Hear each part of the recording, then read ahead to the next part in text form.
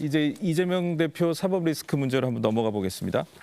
김용, 정진상 두 측근이 구속이 됐죠. 이후에 지금 검찰이 이재명 대표와 그 가족, 지인들 계좌 추적을 시작을 했습니다. 이재명 대표를 향한 수사를 이제 공식화했다고 볼 수 있겠는데요. 이와 관련해서 먼저 이재명 대표와 야당의 반응 한번 들어보시겠습니다. 검찰이 이 창작 능력도 의심이 되긴 하지만 이 연기력도 형편없는 것 같습니다. 이런 식으로 계속 계좌를 털다 보면 계좌 다 달아 없어질 것 같습니다. 검찰이 수사를 해야지 쇼를 해서 해야 되겠습니까? 이재명 대표가 명예를 회복할 수 있는 유일한 방법은 떳떳하게 검찰 수사에 응함으로써 먼지 안 털 1원이라도 받았으면 모든 공직을 내려놓겠다고 대국민 선언을 한 자신의 말을 지키는 것입니다. 이게 이재명 대표가 검찰이 쇼를 하고 있다 이렇게 말을 한 거는 제가 그 맥락을 쭉 보니까 본인이 재산 신고도 했고 또 이미 출처도 밝혔는데 그걸 마치 문제가 있는 것처럼 몰아가고 있다 아마 이런 의미인 것 같고 또 언론 취재나 재판 과정에서 그 폭로성 발언이 계속 이어지고 있으니까 여기에 대한 불만도 굉장히 큰 것 같아요. 어떻게 보시나요? 기본적으로 남욱 변호사라든가 예. 다른 정민용이라든가 다른 분들이 이제 하고 있는 유동규 씨라든가 이런 분들이 하고 있는 얘기를 검찰이 시켜서 하는 게 아니잖아요. 네. 처음에 유동규 씨가 나왔을 때 야당에서는 아니 뭐 유동규를 그 구속기간 연장을 요청하지 않고 요청을 했어요. 근데 어쨌든 나오게 해줘서 그걸로 딜한 게 아니냐, 그걸로 거래한 게 아니냐라고 네. 얘기했습니다. 남욱 변호사나 김만배 씨는 검찰에서는 나오면 안 된다고 계속 요구를 했어요. 근데 법원에서 내보낸 거예요. 남욱 변호사가 나와서 얘기하는 거나 유동규 씨가 나와서 얘기하는 것들이 검찰의 사주를 받아서 회유를 받아서 얘기를 한다고 주장하는 것은 그야말로 어불성설이라고 생각을 합니다. 이재명 대표는 지금 현재 수사에 대해서 검찰이 창작 소설을 쓰고 있다 이렇게 얘기를 하시는데 네. 소설이 아니죠. 왜? 다큐멘터리니까요. 이게 어떻게 소설입니까?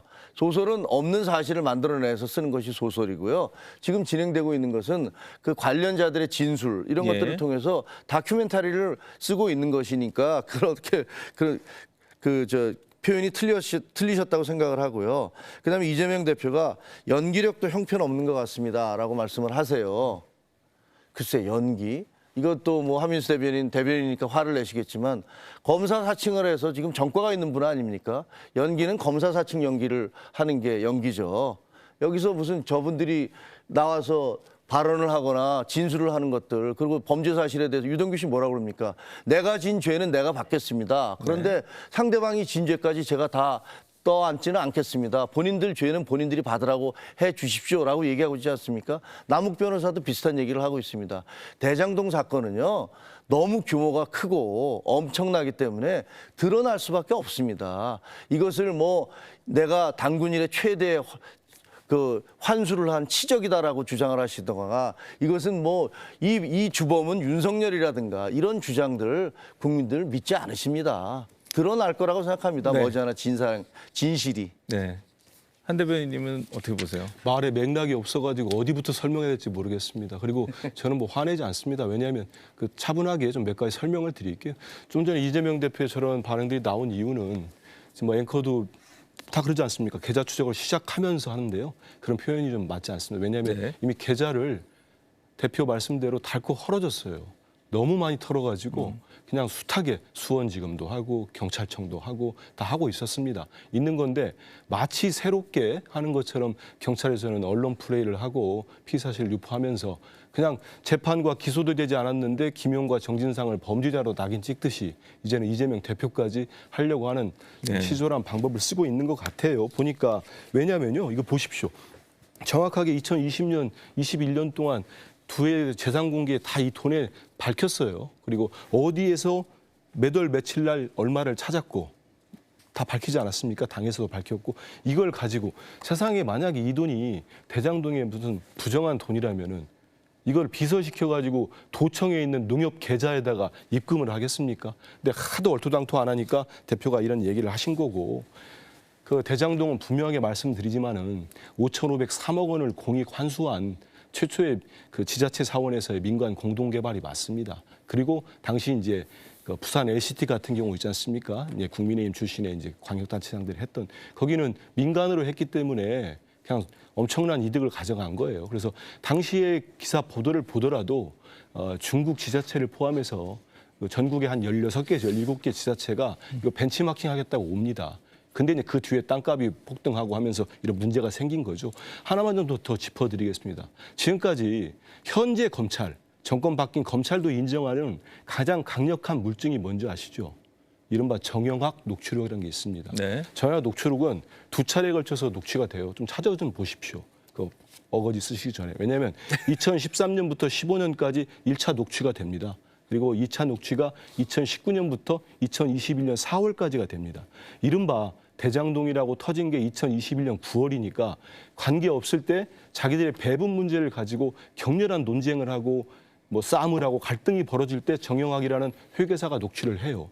만약에 예를 들어서 그 428억이라는 돈이 김용 씨와 정진상 씨하고 뭐 배분을 해서 이재명 시장 측이라고 지금 남욱 씨 주장하는 것처럼 뭐가 하나라도 있으려면은 그 1200페이지가 넘는 녹취록에 배분과 관련해서 김용과 정진상의 김용의 용자나 정진상의 정자나 한 번에 나와야 되지 않겠습니까? 단 한 번도 없습니다. 그리고 지금 북치고 장구치고 하는 사람이 2사람이 있어요. 유동규와 남욱입니다. 그러면서 똑같이 얘기합니다. 내 죄는 내가 지은 만큼만 받겠다. 이분들 입장이 똑같아요. 근데 김만배 씨는 남욱 씨가 전한 게 있어요. 지난 21일 날. 뭐 배분 얘기하니까 나는 그렇게 말한 적 없다. 부인하고 있습니다. 그래서 지금 여러 가지 정황으로 보면은 이렇게 그 강력한 물증이라고 검찰, 현재의 검찰, 이전 정부의 검찰 모두가 인정하는 그 녹취록이 전면 부인되면서 재판이 그 녹취록 가지고 재판이 이것도 뭐 한 60차례 이상 열렸습니다. 전면 부인되고 있어요. 남욱 씨나 유동규 씨는 전문 진술밖에 없어요. 특히 남욱 씨는. 네네네. 들었다 보았다. 알겠습니다. 그렇기 때문에 증거 능력이 전혀 없습니다. 그러니까 이제 증언만 있고. 그러니까 100가지 정도의 일이 중에서 네네. 한두 가지의 예를 들면 뭐 그걸 강조를 하면서 수사 전체가 문제가 있다라고 지금 얘기하는 그런 꼴이잖아요. 사실은 저는 그런 건 옳지 않다고 생각을 해요. 어차피 이 부분은 네. 저희가 검찰에서 어떤 증거를 확보했는지에 대해서 제대로 알고 있지 못하고 지금 저희가 평론하고 있는 것은 그저 저희들에게 공개된 남욱의 발언이라든가 유동규의 발언이라든가 네. 그 정민용의 녹취라든가 이런 거만 가지고 얘기하고 있는 거잖아요. 그래서 사실은 이거는 그러다 보면은 전체적인 진실보다는 그냥 일부 사실을 가지고 자기에게 유리한 것만 끄집어 와서 주장하는 그런 꼴이 되거든요. 그래서 별로 적절치는 않다고 생각하는데 기본적으로는 결국은 다 진실이 밝혀질 네. 것이다. 그렇게 생각합니다. 정민용이 아니고요. 네네네. 정영학 녹취록 정영학. 좀 네, 정영학. 읽어보십시오. 읽어보고 얘기하세요. 지금 시간이 거의 다 됐기 때문에 지금 이제 우려되는 게 뭐 지금 이재명 대표를 향한 의혹이 대장동만 있는 게 아니죠. 백현동도 있고 쌍방울도 있고 뭐 성남 FC도 있고 이 계속 법정 공방이 이어지다가 결국 정치는 실종되고 대결만 계속 이어지지 않을까. 그게 이제 국민들이 우려하는 거 아니겠습니까? 네. 좀 협치와 정치가 살아나기 위해서 어떻게 하면 좋을지 좀 짧게 한마디씩 듣고 오늘 토론 끝내겠습니다.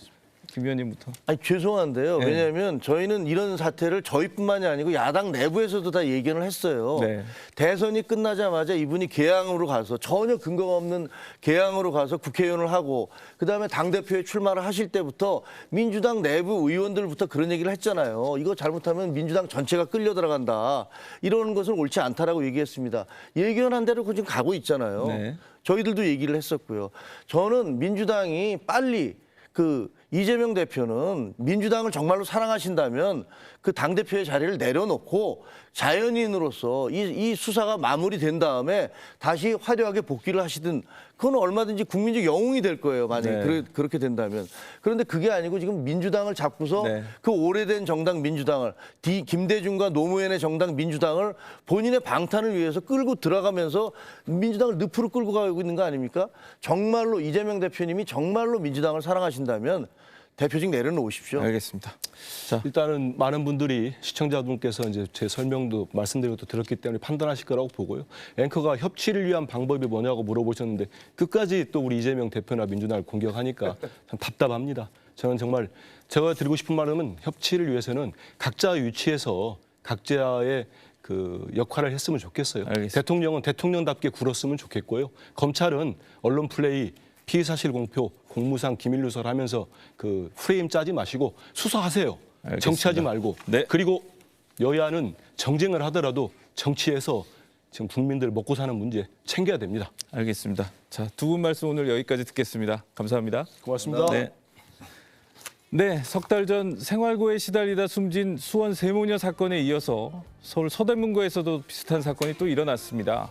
이 복지 사각지대를 없애기 위한 정부와 지자체의 노력도 중요하겠지만 또 주변을 함께 살피는 이웃들의 관심과 연민도 필요해 보입니다. 이루진한 라이브 여기서 마치겠습니다. 편안한 주말 보내시기 바랍니다.